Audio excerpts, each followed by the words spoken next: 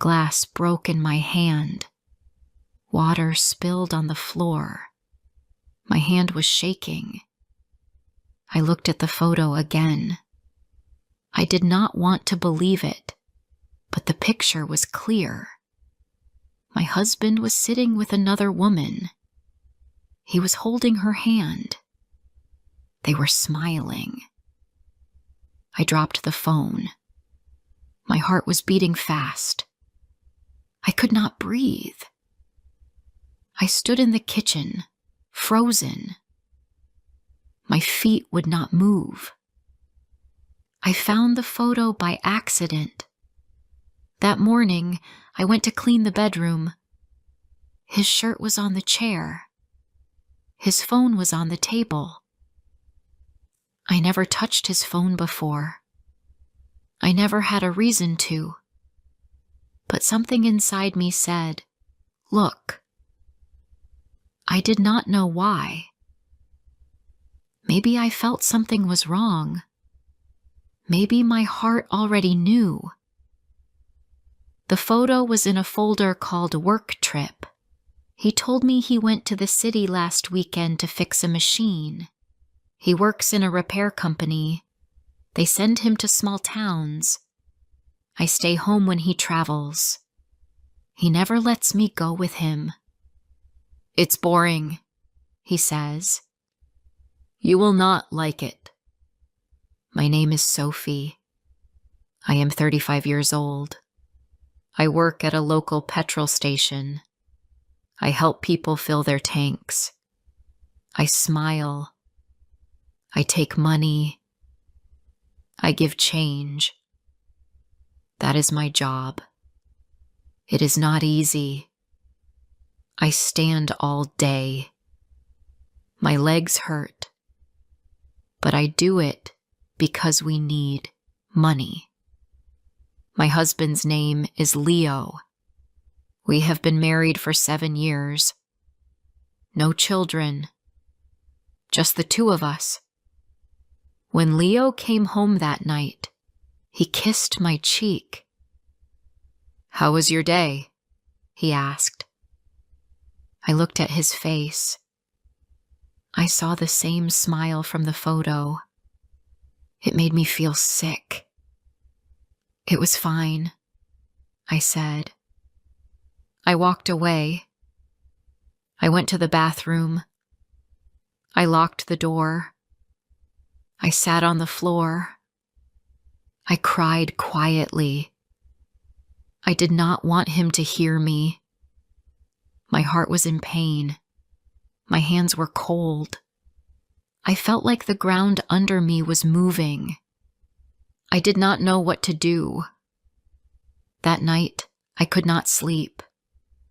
I looked at him while he slept. He looked peaceful, like nothing was wrong. But something was very wrong. I turned away from him. I closed my eyes. I wanted to forget, but I couldn't. The next day, I went to work like always. I smiled at the drivers. I filled their cars. But my heart was heavy. Every minute felt like 1 hour. I wanted to go home. I wanted to scream. I wanted to ask him, "Who is she?" But I was afraid. At night, he sat on the sofa. He watched a show on TV. He laughed at something. I stood in the kitchen watching him. I felt like I was looking at a stranger. That was not my Leo. My Leo did not lie. My Leo did not smile at other women. 3 days passed. I did not say anything. I waited. Maybe he would tell me. Maybe he would say, "Sophie, I made a mistake." But he did not. He acted like everything was fine. He hugged me. He brought me coffee. He smiled. But I felt nothing. His touch felt cold. I could not keep it inside anymore. On the fourth night, I asked him, "Leo," I said, "can we talk?" He looked at me. "Of course," he said. He turned off the TV. He looked worried. I sat down. My hands were shaking. "I saw a photo on your phone," I said. "You were with a woman." His face changed. He looked at the floor. He didn't speak.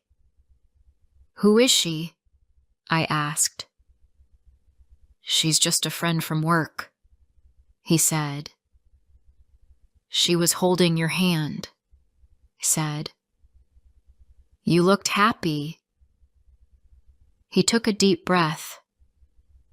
"It was a mistake," he said. "We were just talking. It didn't mean anything." I felt like someone hit me. "You lied to me," I said. "You told me it was a work trip." "I didn't plan it," he said. "It just happened." "You love her?" I asked. "No," he said. "I love you. I don't want to lose you." I stood up. I walked to the window. My eyes were full of tears, but I didn't let them fall. "I don't know if I can trust you again," I said. He came closer. "Please, Sophie," he said. "Let me fix this. I'll never speak to her again." I turned around. "I need time," I said. "Don't talk to me right now." That night, he slept on the sofa. I locked the bedroom door. I cried into my pillow. I cried like a child. My heart felt broken. I wanted to believe him, but the picture was in my mind. I could not forget it. The next day, I called my best friend Claire. She was my school friend. We grew up together. I told her everything. "Leave him," she said. "He lied to you. You don't need this." "But I still love him," I said. "Love is not enough," she said. "You need trust too." I sat in silence. She was right. Love without trust is nothing. But it was hard. My heart wanted to stay. My mind wanted to run. Leo started doing things he never did before. He cooked dinner. He cleaned the bathroom. He brought flowers. He said, "I'm sorry," many times. But it didn't feel real. It felt like a show. Like he was trying to cover something. 1 week passed. I still didn't forgive him. I still didn't touch him. I didn't smile. I didn't speak much. One night he said, "Do you want me to leave?" I looked at him. "I don't know," I said. "You broke my heart." He looked down. "I know. I will wait. I will do anything to make you feel safe again." That night, I sat on the bed and looked at the wall. I asked myself one question. Should I trust him again? I didn't have an answer. Before I share the rest of my story, I need to know, where are you listening from? Knowing someone hears me, understands me, gives me strength. The house felt quiet now. Too quiet. I sat in the kitchen and looked at my cup. The tea was cold. I didn't drink it. I didn't even feel the cup in my hand. I was just sitting there thinking. Every time I closed my eyes, I saw that photo again. Her face, his smile, their hands together. It was like a picture burned into my brain. I could not delete it. Leo left early that morning. He made toast. He kissed my forehead. "Call me if you need anything," he said. I did not kiss him back. I just nodded. He looked sad, but I didn't feel sorry for him. I didn't know how to feel anymore. I felt tired. I felt small. I felt like I was not enough. Later that day, I went to work. I didn't want to go, but I needed money. I stood at the petrol station, helping customers. "Good morning," I said. "Card or cash?" I smiled, but it was a fake smile. No one could see my pain. I was like a machine. I moved. I worked. I spoke. But I was not really there. That afternoon, I saw something strange. Leo's work van passed the station. He didn't stop. He didn't wave. He just drove by. My chest felt heavy. Why didn't he stop? Was he avoiding me? Or was he lying again? I looked at the clock. It was not break time. Why was he driving around? I wanted to follow him. I wanted to know where he was going. But I couldn't leave work. I just stood there, holding the fuel hose, feeling more confused. When I came home that night, he was already in the kitchen. He had made soup. The smell was nice, but I didn't want to eat. I sat at the table. He served me a bowl. He watched me. "I saw you today," I said. "You passed the station." He looked surprised. "Oh, I was getting parts for a machine," he said quickly. "I was in a hurry." I looked at his face. He was not lying this time. Or maybe he was. I didn't know anymore. That was the worst part. I didn't know what was real. I didn't know if I could believe anything. "I see," I said. He sat down across from me. He looked tired. His eyes were dark. His hands moved slowly. "I think about it every day," he said.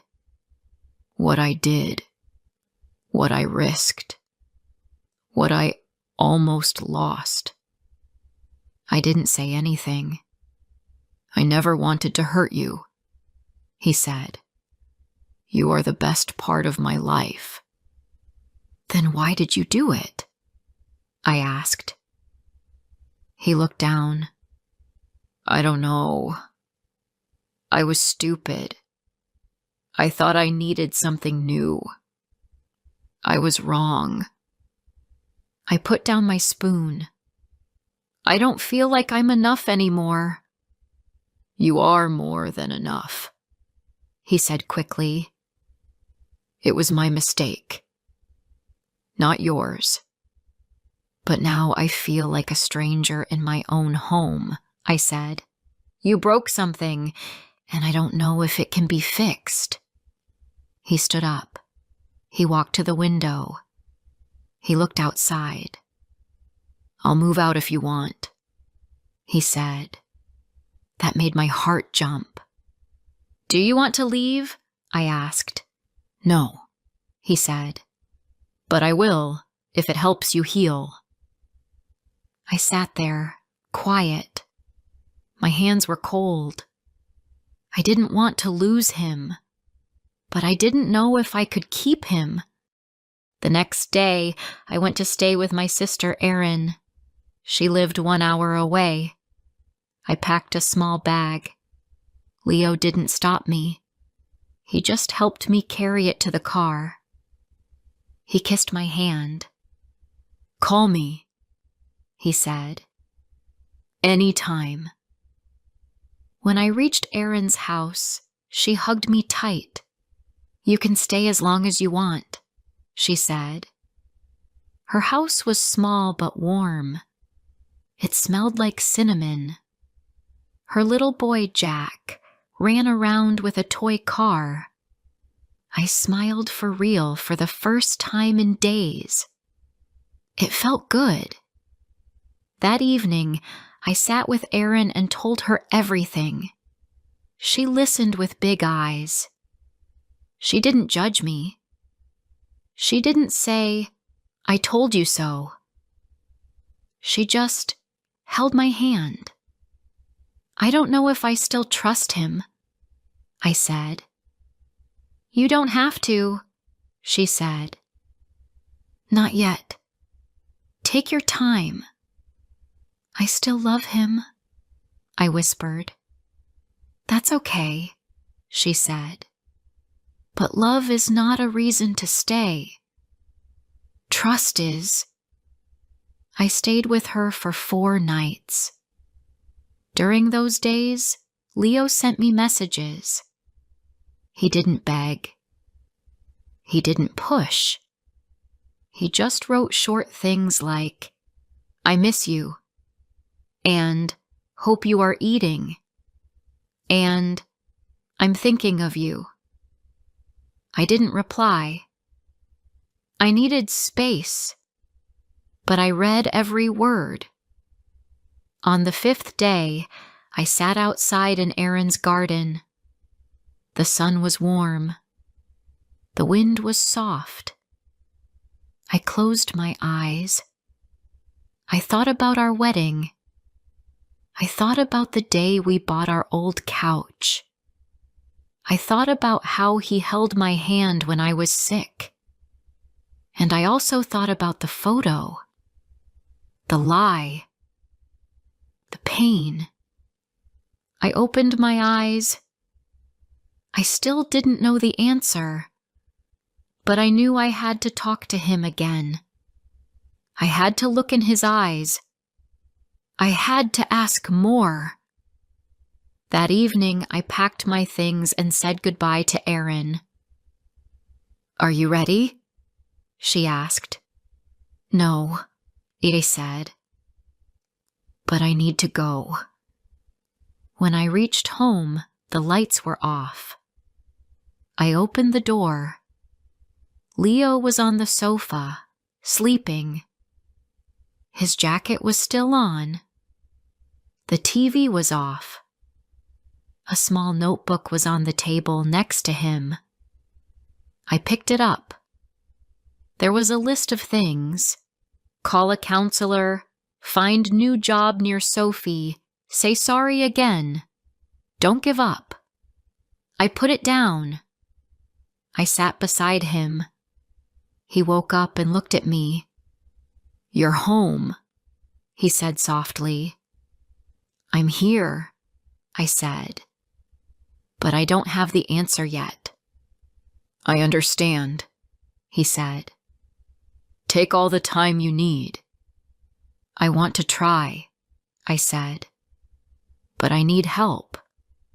"We need help." He nodded. "Yes.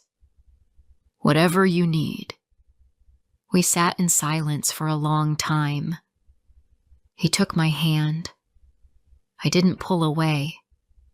My heart still had pain, but something inside me felt different. not fixed, not healed, just ready. Maybe love was still there, but trust had to be built again, slowly, one brick at a time. The next morning, I woke up before him. I sat on the edge of the bed and looked at the wall. It was quiet in the room, only the sound of the wind outside. I touched my hand. It still felt like his hand was there. Warm. Korenia. I looked at Leo. He was still sleeping. His face looked calm, like a child. For a moment, I wanted to forget everything.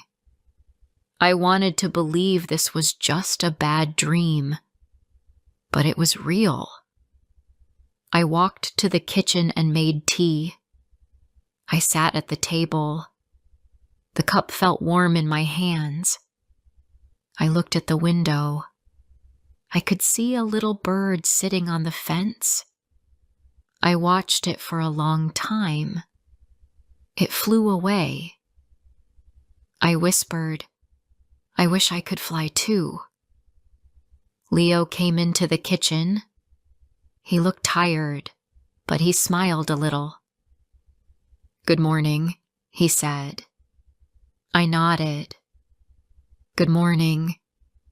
He made himself tea and sat with me. We didn't speak for a few minutes. The silence felt heavy, but not cold, just quiet. "I want to ask something," he said. "Can we go for a walk today?" I looked at him. His eyes were soft. He didn't look like the man from the photo. He looked like my Leo. Or maybe the man I wanted him to be. "Okay," I said. We walked to the park near our house. It was sunny but cool. The sky was clear. Children played on the swings. A dog ran after a ball. I watched a couple walking hand in hand. I felt something sharp in my chest.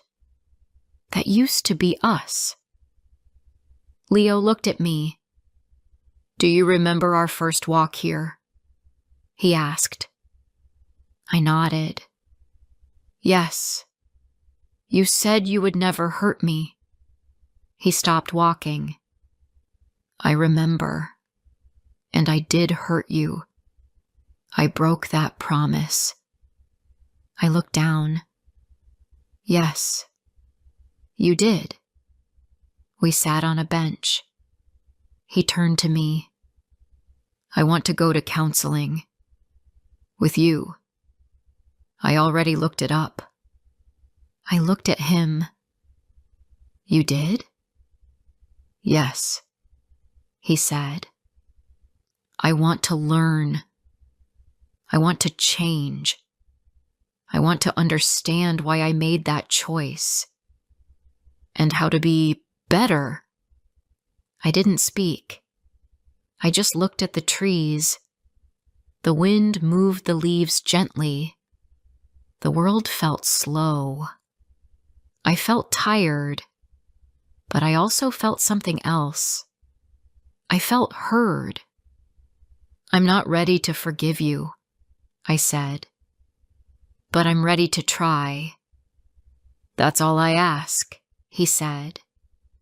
We walked home in silence. But the silence was different now. It was not full of pain. It was full of questions, yes, but also hope. The next week, we went to our first counseling session. It was in a small room with 2 chairs and a kind woman. She smiled at us and said, "This will take time, but you are here. That is a good start." I talked a lot in that first hour. I said things I never said before. I told her how I felt like I was not enough, I told her how the photo broke something inside me. I cried. She gave me tissues. Leo listened. He did not speak much, but he looked at me the whole time. When it was his turn, he said, "I was wrong." I looked for something outside because I did not know how to fix what was broken inside me. But I never stopped loving Sophie. Not even once. The counselor said, "Love is not just a feeling. It is also action. It is truth. It is respect. You both need to build that again." We left the office feeling quiet, but something had started. A small change. At home, things were not easy. Some days, I looked at him and felt close. Other days, I looked at him and felt pain.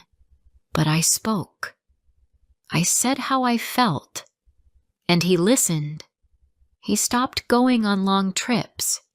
He asked to work near the city. His boss said yes. Now he comes home early. He helps me cook. He makes the bed. He asks, "Are you okay?" And I believe he really means it. One evening, I saw him sitting at the table with his phone. My chest felt tight. I walked over slowly. "What are you doing?" I asked. He turned the phone so I could see. "I'm sending you the new counseling schedule," he said. I felt silly, but I also felt safe.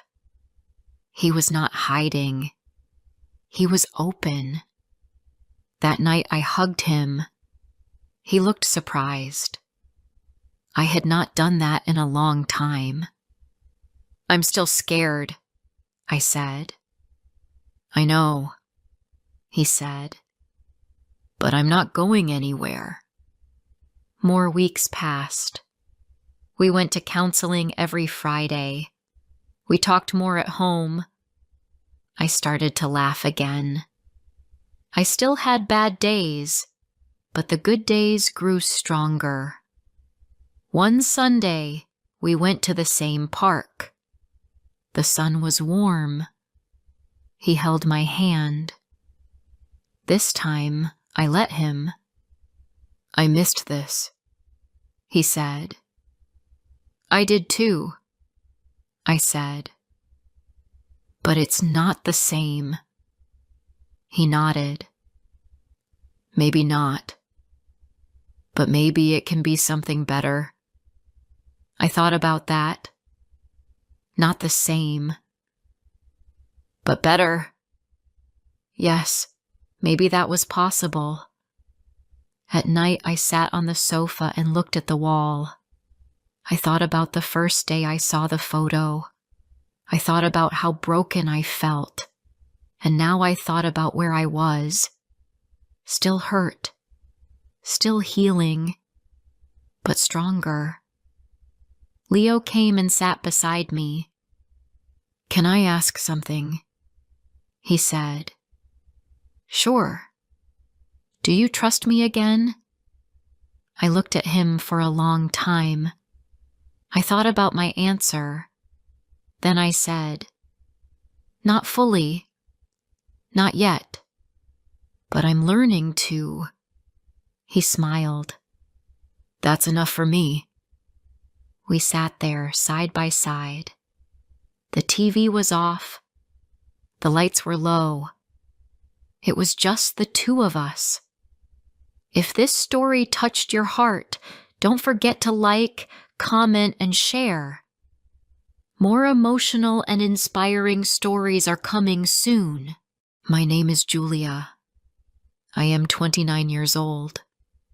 This is the story of the most painful time in my life. It is hard for me to tell it, but I want to share it with you. Maybe someone will listen and understand me. Maybe someone will feel less alone after hearing my story. I met Ryan when I was 24 years old. He was my first serious boyfriend. I loved him very much. He made me feel special. He made me feel like I was the only girl in the world. He was kind in the beginning. He brought me coffee when I worked late. He sent sweet messages during the day. When I was sick, he stayed with me. I believed he really loved me. I trusted him with all my heart. I gave him everything: my love, my time, my care, and my dreams. After 1 year together, we moved in to live in the same apartment. It was a small flat, not very big, but it was enough for 2 people. We shared rent, food, and bills. I worked as a receptionist in a dental clinic, and he worked with computers. He had a good job and earned more than I did. Still, we lived simply. We ate together, watched movies, and sometimes went for walks.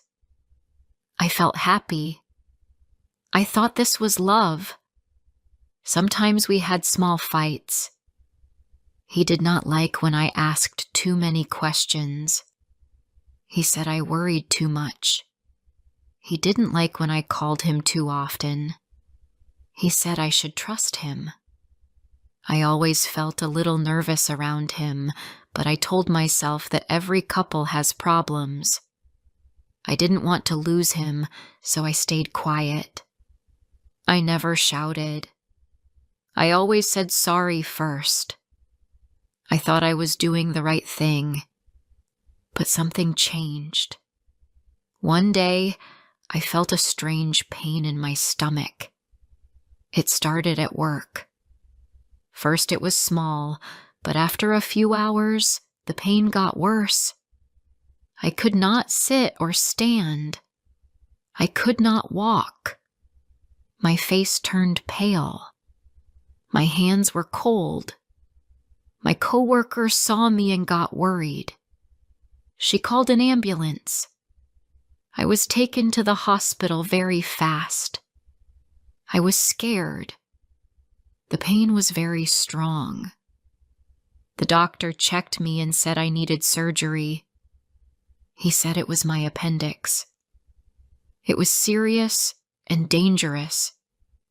If I waited more, it could burst. I was afraid. I was alone. I wanted Ryan with me. I wanted him to hold my hand and tell me everything would be okay. I called him before the surgery. My voice was shaking. "Ryan, I'm in the hospital. I need surgery tonight," I said. There was silence for a second. Then he answered, "Okay. I'll come tomorrow morning." His voice was cold. There was no, "Are you okay?" or "Don't worry, I'm coming now."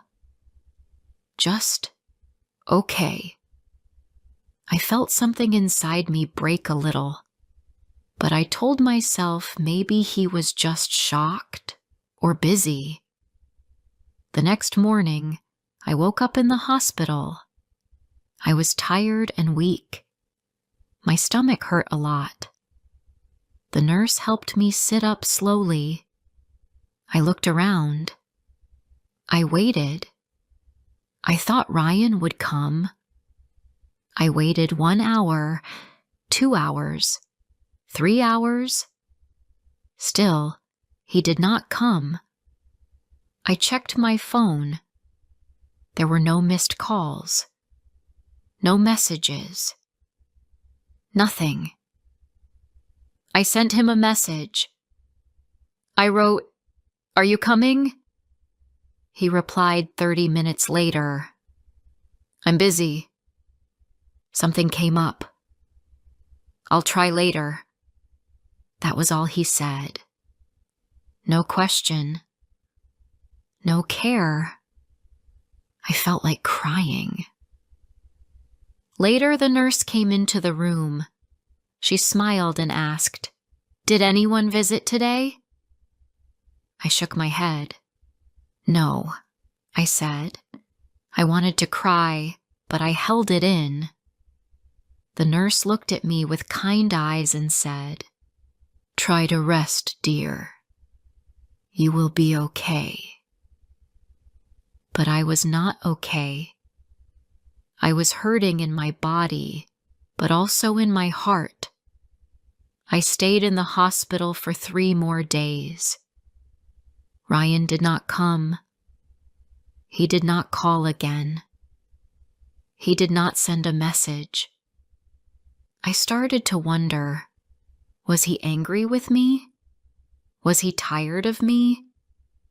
I tried not to think too much, but the pain in my heart grew each day. On the 4th day, the doctor told me I could go home. I sent Ryan a message. I said, "I'm getting discharged today. Can you come and pick me up?" He replied 1 hour later, "I'm at work. Just take a taxi." That was all. No sorry. No care. I could not believe it. I felt cold. My hands started to shake. A nurse helped me sit in a wheelchair. She asked, "Is someone coming for you?"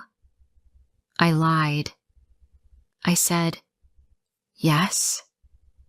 But I knew no one was coming. I went outside. I called a taxi. I sat in the car alone. My stomach hurt. My heart hurt more. I wanted to cry, but I had no more tears. When I arrived at our apartment, something felt strange. I opened the door and looked inside. It was quiet. Too quiet. Then I saw it. His shoes were gone. His jacket was gone. His books were gone. I looked in the bedroom. His clothes were not there. His laptop was not there. I stood in the middle of the room. My legs felt weak. Then I saw a small piece of paper on the kitchen table. It said, "I think it's better if we take a break. Don't call me." That was it. No hello. No goodbye. No reason. No explanation. I could not speak. I could not move. I slowly sat on the floor. My body was shaking. I held my head in my hands and I cried. I cried like a child. He left me. He left me when I was in the hospital. He left without saying anything. He did not wait for me to come home. He did not care. I felt like trash. That night, I could not sleep. I stayed on the couch. I had no energy to eat. I had no strength to stand. I looked at the door, but I knew he would not come back. I called my best friend, Maya. I told her everything. She came right away. She brought soup and soft bread. She hugged me and let me cry on her shoulder. She cleaned the kitchen. She helped me go to the bathroom. I was very weak. She stayed with me that night. In the days after, I did not go to work. I stayed in bed. I looked at my phone all the time, but Ryan never called. I felt lost. I asked myself, was I not good enough? Was I too boring? Was I too weak? Maya came every day. She helped me eat and shower. One day she sat with me and said, "Julia, he left, but you are still here. You are still breathing. That means you are strong." I looked at the mirror that night. My eyes were red. My face was pale. But she was right. I was still here. I was not dead. I was broken, but I was still alive. I told myself, "You will not let this destroy you." But I also knew it would take time, a long time. Before I share the rest of my story, I need to know, where are you listening from? Knowing someone hears me, understands me, gives me strength. The first few weeks after Ryan left were the hardest. I woke up every morning and forgot, just for a second, that he was gone. Then I looked at the other side of the bed and saw the empty space. It was cold and quiet. No more good morning. No more smile. No more warm hand on my back. I stayed in bed most days. I looked at the window and watched the sky. Sometimes it was blue. Sometimes it rained. But it did not matter to me. I felt the same every day, sad, lost, and alone. Maya was the only person who helped me during this time. She came to my apartment almost every day. She brought food, helped me clean, and talked to me. Sometimes I did not want to talk, but she stayed anyway. She sat next to me and held my hand. She told me, "You don't have to be strong every day. It's okay to cry. But one day, you will get up, and I will be here when you do." Her words gave me hope, even when I felt empty. After 2 weeks, I went back to the clinic. My boss was kind. She said, "Take it slow. Do only what you can." My coworkers looked at me with soft eyes. They knew something had happened. I told them I was okay. I smiled, but it was not real. I only wanted to feel normal again. But I did not feel normal. Not yet. One afternoon, after work, I went to a small cafe near the clinic. It was quiet. I sat near the window and drank a cup of tea. I looked at the people walking outside. Some were alone. Some were with friends. Some were holding hands. I felt a little jealous. Why did Ryan leave me? What did I do wrong? These questions stayed in my head all the time. I wanted answers, but he never gave me any. One evening, Maya asked me, "Do you still love him?" I did not know what to say. I was quiet for a long time. Then I said, "I don't know. Maybe I loved who I thought he was. But now, I don't even know who he really is." She nodded and said, "That's okay. Feelings take time, but you are doing better." I didn't believe her at first, but maybe she was right. After 1 month, I started to change. I cleaned the house by myself. I went for small walks in the evening. I started to read books again. I bought flowers and put them in the kitchen. I wanted to feel alive again. The pain was still there, but it was not as sharp. It was more quiet now, more like a soft ache. Still, I felt it every day. One day, I opened my phone and saw Ryan's name. He had sent a message. My heart jumped. I did not want it to, but it did. The message said, "Hey, I hope you're okay."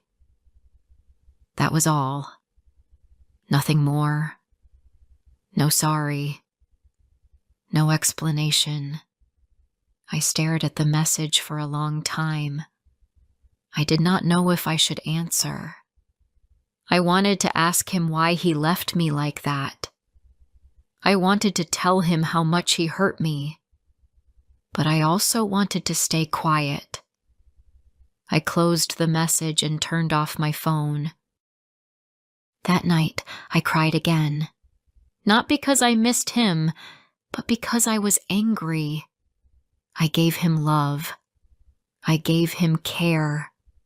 And he walked away when I was weak and in pain. I was in the hospital. I needed him.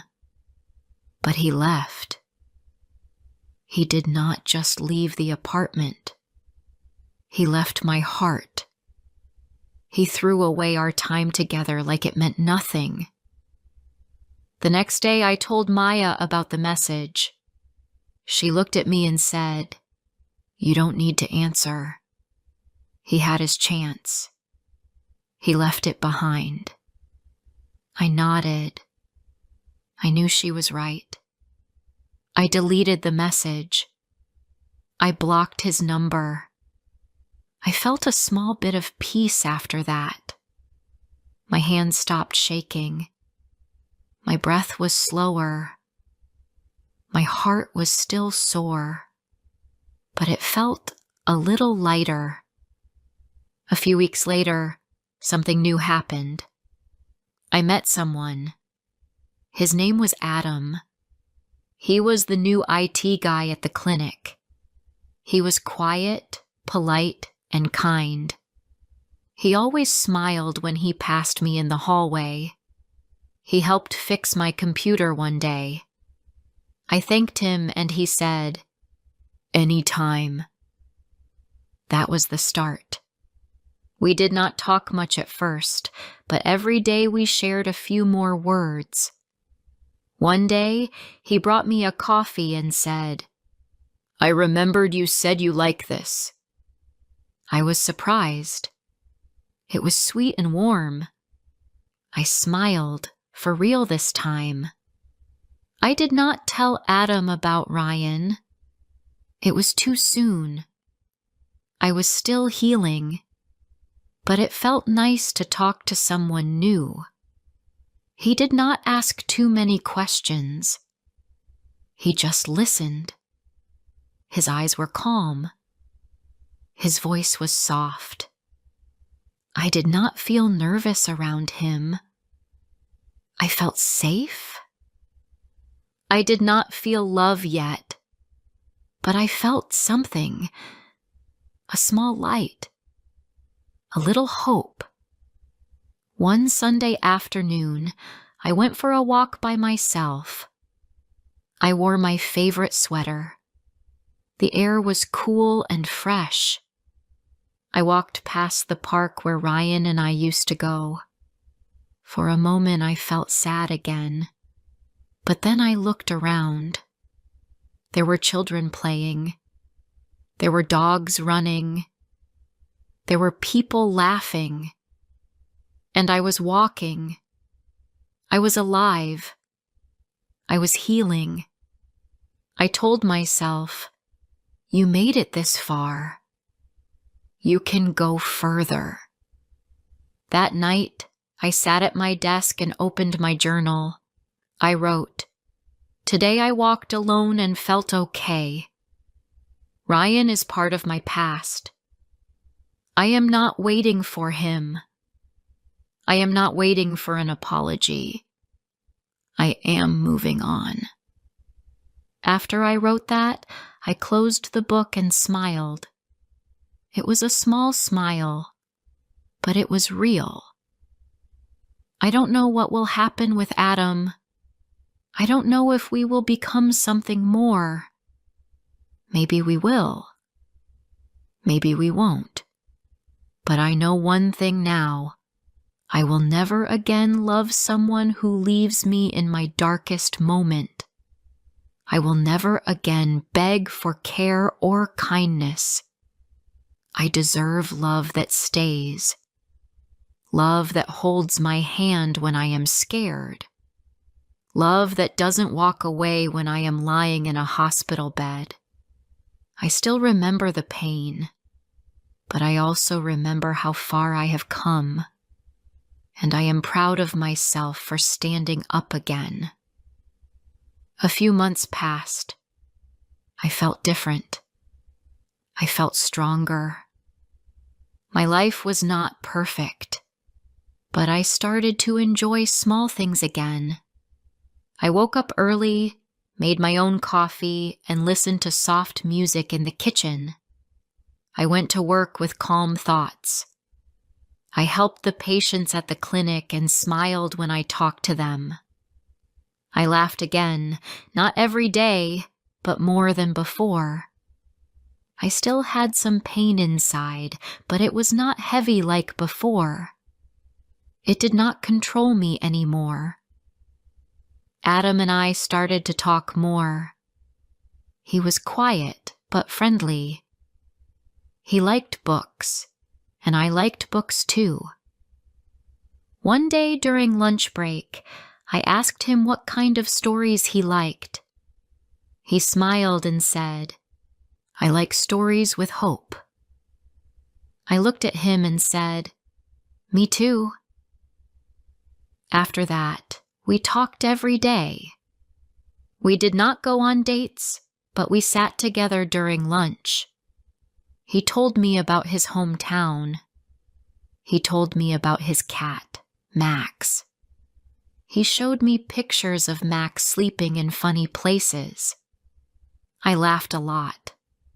It felt good to laugh. One Friday evening, Adam asked, "Do you want to grab a coffee after work?"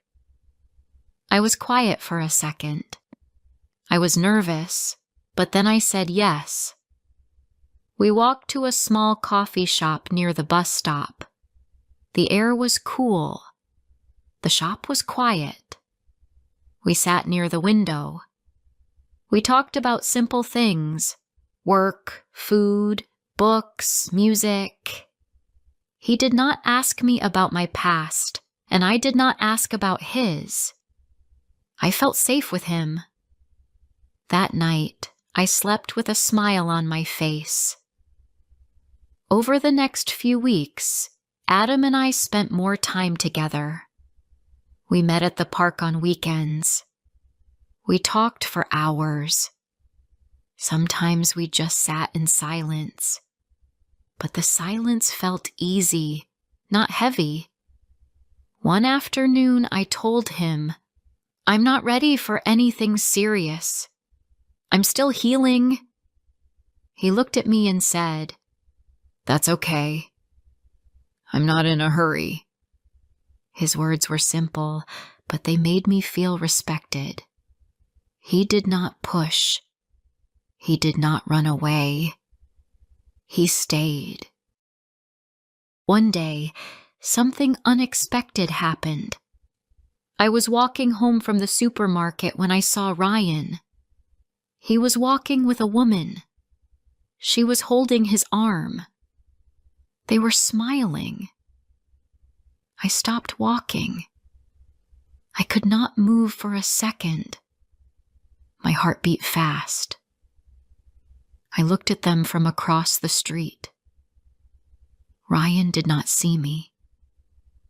I stood there and watched them for a moment. Then I turned and walked away. My hands were cold. My eyes were full. But I did not cry. I just walked home slowly. That night, I sat on my bed and thought about what I saw. I asked myself, do I miss him? The answer was no. I did not miss him, but I did feel something. I felt sad, not for him, but for the girl next to him. I hoped she would not feel what I felt. I hoped he had changed, but deep down, I knew he probably didn't.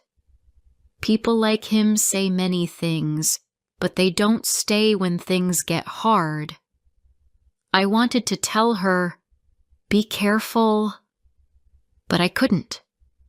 That was not my place. I just let it go. The next morning, I woke up and made a choice. I opened my closet and took out an old box. Inside it were pictures of Ryan and me, old birthday cards, notes, a scarf he gave me. I looked at everything one last time. Then I put it all in a bag. I threw the bag in the bin outside. I went back into the house and felt light. I felt free. Later that day, I called Maya. I told her what I did. She said, I'm proud of you. You let go. I smiled and said, yes. I think I really did. Maya had always been there for me. She saw me at my worst. Now she was seeing me rise. I thanked her for everything. She laughed and said, that's what friends are for. The days passed slowly but gently. Adam and I grew closer. One Sunday morning, we went to the lake. The sun was warm. The sky was blue. We sat on a bench and watched the water. I looked at him and said, thank you for being patient with me. He looked back and said, you're worth the wait. I felt my heart open just a little more. I was not in love yet, but I was no longer afraid of love. I started to believe again. I believed that real love does not leave you in pain. Real love does not run away when you are broken.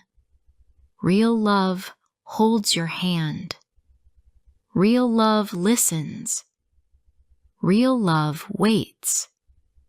1 year after Ryan left me, I looked back at my life and felt proud. I had changed. I was not the same girl who cried alone on the floor. I was not the girl who waited for a message that never came. I was not the girl who begged for love. I was a woman who stood up again. A woman who healed.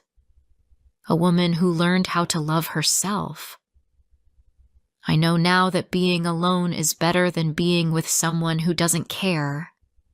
I know that real love starts with respect and kindness. I know that healing takes time, but it is possible. And I know that the worst moment of my life also became the start of a new one. Ryan was my past. Adam was maybe my future, but I was my present. And for the first time in a long time, that was enough.